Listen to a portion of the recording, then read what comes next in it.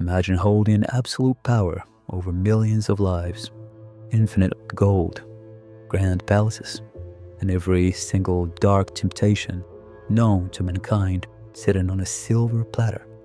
Most men would drown in this level of luxury, corruption. But Rome's greatest emperor, Marcus Aurelius, chose a path that shocked the ancient world. While his empire bled from a deadly crisis, he didn't raise taxes. Instead, he did the unthinkable. He brought the royal crown jewels and palace treasures into the public market and sold them all. How did the wealthiest man on earth completely immunize his mind against the poison of greed? The answer is a forgotten Stoic blueprint, and if you learn it today, you will become absolutely unshakable in the modern world. Here is how you wealth-proof your mind. Chapter 1. The Emperor's Burden. He was the absolute ruler of the Roman Empire. Marcus Aurelius held total control over millions of lives, endless lands, and unimaginable wealth. In ancient Rome, an emperor could have anything he desired with a single nod: gold, palaces, ultimate luxury, and absolute obedience from everyone around him, while other Roman rulers drowned in corruption, throwing massive, decadent parties and bankrupting the empire for their personal greed. Marcus Aurelius chose a different path. He chose restraint. He chose the strict, iron rules of Stoicism. Imagine waking up every day knowing that you are the most powerful human being on the planet. You have no one to answer to. No laws can bind you. Every temptation known to mankind is resting on your silver platter.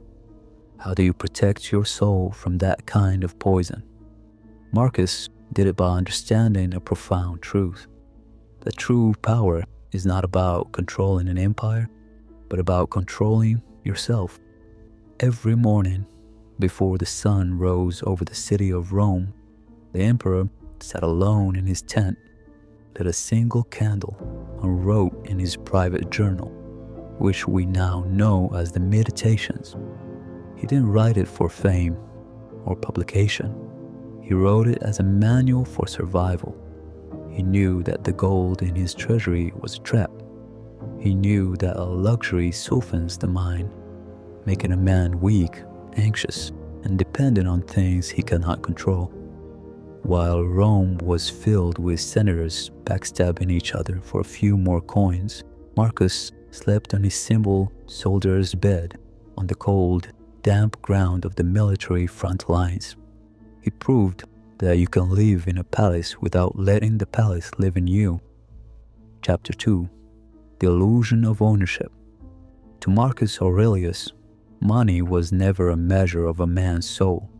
He viewed wealth through a very specific Stoic lens. In Stoicism, things like money, fame, and status are classified as indifference. They are neither fundamentally good nor bad. It is how you use them that defines your character. Marcus constantly reminded himself that wealth is an external thing. It does not belong to you permanently. It is merely borrowed from the universe, and the universe can reclaim it at any second. He once wrote, "Look at the beauty of the world, but do not get attached to it. Treat possessions like a guest in your house. Enjoy them while they are here, but do not weep when they depart." This is where most modern people fail. We buy things we don't need, with money we don't have, to impress people we don't even like. We become slaves to our possessions. We worry about our bank accounts, our stock portfolios, and our social status. Marcus Aurelius identified this worry as a form of mental sickness. He argued that the moment you start fearing the loss of your money, you lose your freedom. You become easily manipulated. You start making decisions based on fear rather than virtue. True financial freedom isn't about how much you have sitting in your bank account. It is about how little you actually need to be happy. If your happiness requires a luxury car, a massive mansion, and constant validation, you are incredibly poor, regardless of your net worth. The truly wealthy man is the one who can lose everything tomorrow and still stand tall, unshakable, and at peace. Chapter 3: The Mental Armor. How did Marcus Aurelius achieve this level of mental toughness? He used a powerful mental exercise every single morning, a concept the Stoics called premeditatio malorum, the premeditation of evils. Before facing the world, he would sit in silence and visualize the absolute worst-case scenarios. He didn't do this to be negative. He did it to build psychological armor. He would close his eyes and imagine losing everything. He imagined his palaces burning to the ground. He imagined his gold being stolen by barbarians. He imagined being betrayed by his closest friends and stripped of his imperial title. By practicing this voluntary hardship in his mind, he completely destroyed the fear of poverty. When you have already faced the worst in your mind, reality can no longer shock you. But Marcus didn't just practice this in his head. He put it into action when it mattered most. During his reign, a devastating crisis hit the Roman Empire, the Antonine Plague. It wiped out millions of citizens, paralyzed the economy, and left the imperial treasury completely empty. Rome was on the brink of total collapse. Any other emperor would have raised taxes, squeezing the last pennies out of the starving citizens to maintain their luxurious lifestyle. But Marcus refused to burden his people. Instead, he made an unthinkable decision. He ordered a massive public auction right in the center of the Roman Forum. For 2 straight months, the emperor sold off the imperial palace treasures. He sold the crown jewels, the golden cups, the silver statues, the finest silk robes, and even his own luxury furniture. He told his people, "The empire needs this gold more than I need luxury." He stripped his palace bare to fund the medical relief and stabilize the economy. He proved to the entire world that an emperor's true duty is to serve his people, not to hoard gold in a vault. He showed that money is nothing more than a tool to solve problems and reduce human suffering.